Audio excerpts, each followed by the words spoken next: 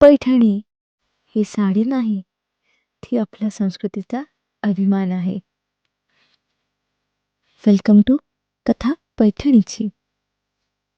पैठणीची सुरुवात झाली होती जवळपास 2000 वर्षांपूर्वी, जेव्हा सातवाहन राजांनी पैठण गावात ही खास हाताने विणायची कला सुरू केली.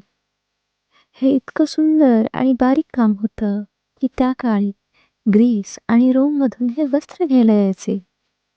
सोनं, चांदी आणि रेशीम वापरून मोर, कमळ अशा सुंदर नक्षी विणल्या जायच्या. आणि ही साडी फक्त राजघराण्यांसाठी बनायची.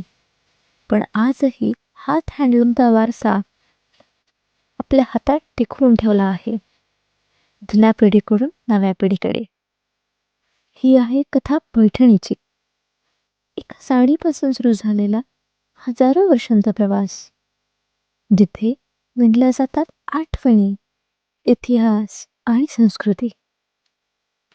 थँक्यू.